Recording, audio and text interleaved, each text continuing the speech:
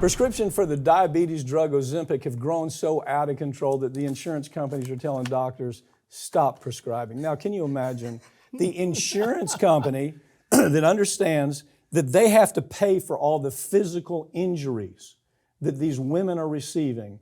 They're so concerned that they're demanding that doctors stop doing this. Now, with doctors, it's a cash cow, isn't it? It is.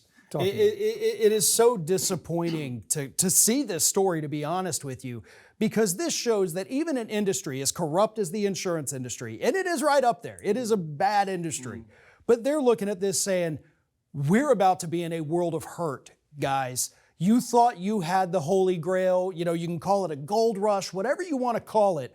We see the warning signs because we're the same folks that were, covering those prescriptions for Fin. We still have that fresh in our minds. I was just going to say. We're not going to go through this again with you guys. In the Fin cases that we handled, we had the insurance companies early on saying, what's going on here? Well, we told them what was going on. People are dying by the hundreds of a terrible disease-related cardiovascular disease that killed women in a slow, awful death, okay? So they did the same thing. They said, stop doing it. Now, we have already been on this show, and I just want to give you the playbook. The doctors who are prescribing this, all right, they're going to be brought into the lawsuits that are going to be brought against Ozempic. Here's why. There's jurisdictional issues. For example, I want my case to take place in Alabama. I don't want to be in federal court. So what I'm playing is a diversity game. I'm not going to just sue the Ozempic manufacturers. I'm going to bring the doctor in too so I can stay in state court. So I'm going to sue the doctor because the doctor's clearly on notice of how dangerous it is. They're like in a frenzy now. Just the same thing we saw with opioids. If a doctor is prescribing this right now and a woman ends up getting really sick, which they're doing all day long, every day, then they're committing malpractice. So it just gives the doctor doesn't understand. They may be doing well, making money on the facility, whatever the weight loss facility. They may think, well, we're doing really well right now. They're not going to do well. When they have to go to court, these cases, chicken's going to come home to roost here. Yeah, absolutely. Look, I actually just finished writing a pretty big piece on Ozempic and what we've seen so far from them, and I spent a lot of time comparing it to the Fin days.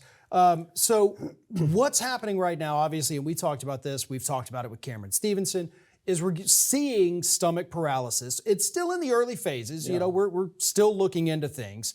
But the doctors, to me, that's the biggest part of this because the insurance companies are telling them, listen, this is a diabetes drug. This is not a weight loss drug. So what you're doing, doctors, is you're telling these women who come in who show no signs of diabetes, like, hey, I know you want to lose a little weight here. Take it for a couple of months. Yeah, shoot do up this. For a couple of months. You'll lose 30, 40 pounds. It's a great thing. Let me give you another side of the ugly story. In Fin, women were dying by the hundreds, okay? And even with that, there were still women, even when the product could not be found, taken off the market, women would still search it out, would say, it's so important that I lose weight. Rather than pushing yourself away from the table, said, I had enough calories today, let me go exercise some.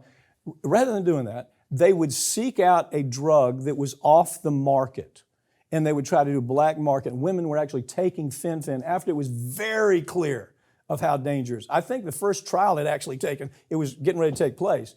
And, the truth is, it's the doctors are taking that truth, that reality, and they're taking advantage of it. And when I say doctors, I'm talking about these clinics. That's where you really see it. Just that you would think doctors follow this kind of stuff, but they don't. They have some, little perky, what they call them detailer, come in with cupcakes, doctor, happy birthday, and they sell a gazillion pills for a little Susie, right? Yeah. The detail process. But so the doctors don't really keep up with the clinical data. They don't really keep up, and it sounds unbelievable. Some of them do, the good ones do.